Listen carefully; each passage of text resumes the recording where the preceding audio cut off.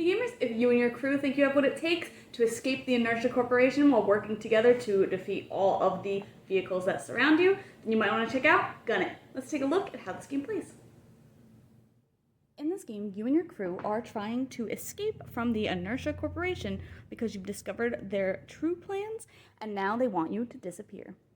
At the beginning of the game, the players will pick a scenario which will give them a little background and also tell them how many rounds the game will be and what their goal is and how long they have to do that goal. And then each player will get a direction, an order, and a weapon or the steering wheel. The steering wheel must be with the driver to begin with and must stay in the front seat, but otherwise players will be able to, during the main phase of the game, swap any of the cards that they have.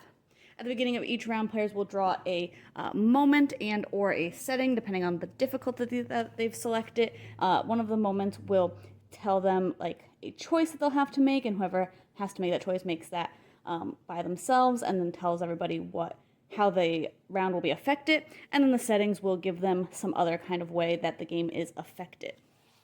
Then players will flip over all of the cars in the center of the play area that are surrounding their crew car, and they'll also pick how long they want their trading round to be.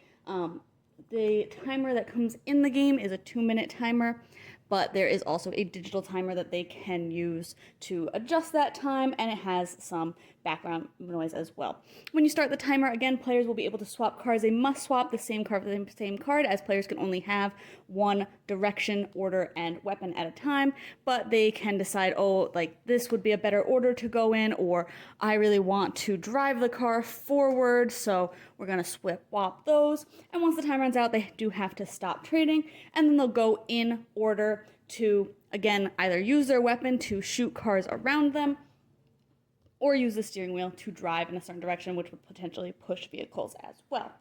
As vehicles take damage, you'll put damage cubes on them, including potentially the crew car, and if a car or any vehicle around you takes all of the damage, as noted by the number in the corner, then they will be destroyed, and they will do collateral damage in any direction that they have an arrow facing them. So in this case, if this car was to be damaged enough, it would do a collateral damage in that direction. If this one had already had one, so now it's also completely damaged, it'll do a collateral damage in that direction, etc. And it can create a very large chain reaction, potentially, depending on how you have kind of planned out your round.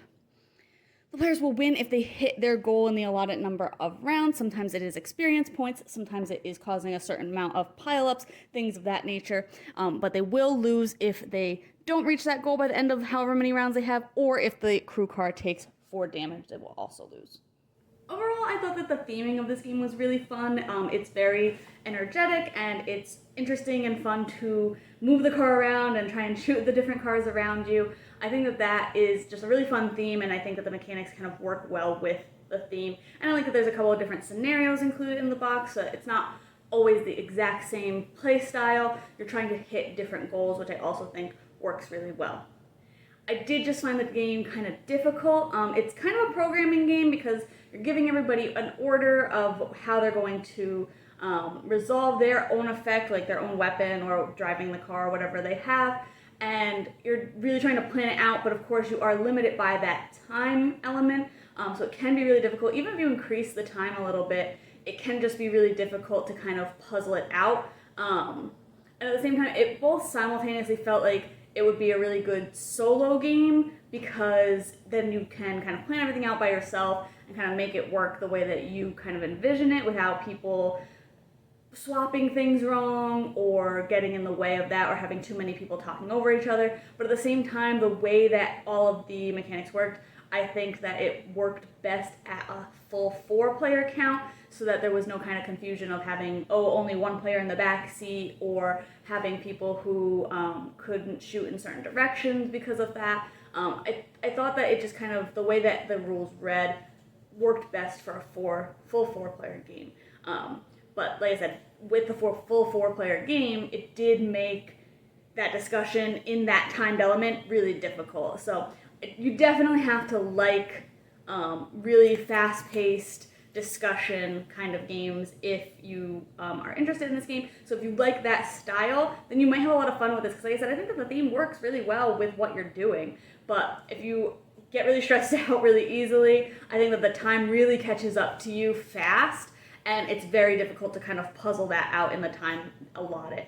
And I think that without that time element, though, it wouldn't have nearly the thematic kind of encapsulation that it does. So you definitely need that timed element for that. But you can check out my full thoughts on the blog today to decide if this one might be for you.